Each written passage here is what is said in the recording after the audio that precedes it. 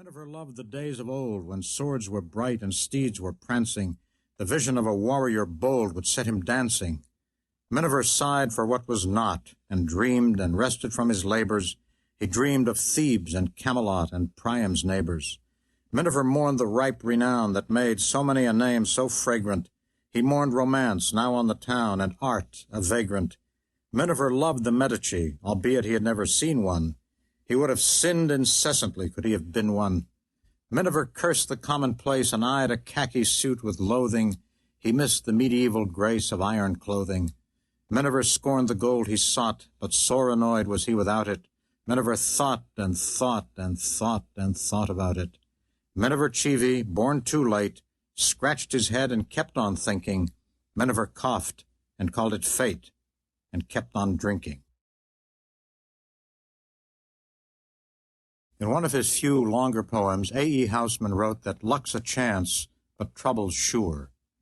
He then went on to write, since the world has still much good, but much less good than ill, I'd face it as a wise man should and train for ill and not for good. Well, anyone hearing such statements for the first time might be reminded of the Stoic philosophers of Greece and Rome, who believed at heart that life is a perilous circumstance at best, and that prudence as well as wisdom dictate that the best preparation for such a life is defensive living, to school oneself to be impervious to pleasure or to pain, so that one can be ready for trouble when it comes, as it assuredly will. Even if we assume that Housman's stoicism is persuasive, there are few of us willing to live such a Spartan existence. Besides, we might ask, how can anyone prepare for all the possible troubles that might befall a person in this life? Even an insurance man might be willing to admit, if pressed, that all dangerous or deadly contingencies cannot be covered. Consequently, we often shrug in the face of such stoicism and think of life's more pleasant possibilities, such as being lucky or famous, that is, looking for our happiness in alternatives that we consider equally possible and let trouble take the hindmost. But Housman was not a man to relent easily, if at all, from such a Stoic philosophy. This theme appears and reappears throughout all his work. Here it is in a shorter poem in which Housman claims that man's very impulse to hope may be his greatest enemy.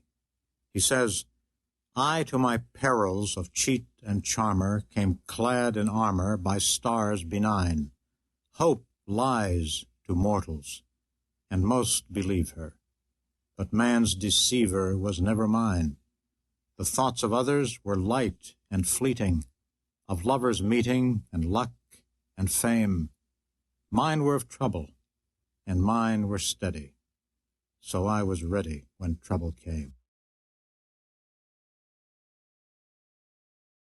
Gerard Manley Hopkins is thought of as a poet of this century, even though he died in one of the last decades of the 19th century.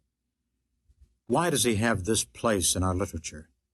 Is it because his poems were not published until long after his death, actually by the British laureate Robert Bridges in the 1930s? Or is it because of his daring breakthroughs with conventional prosody, creating a sprung rhythm that follows the pattern of conversational speech itself? The answer must be left to speculation. But what need not be left to speculation is the always contemporary spirit of the quality of the work of one of the few men in English letters who was not only a poet but a priest, a member of the Jesuit order after his conversion due to the influence upon him at Oxford by John Henry Cardinal Newman. His spirit, however, his true legacy, is in his poetry.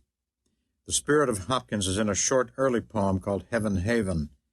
I have desire to go where springs not fail, to fields where flies no sharp and sighted hail and a few lilies blow.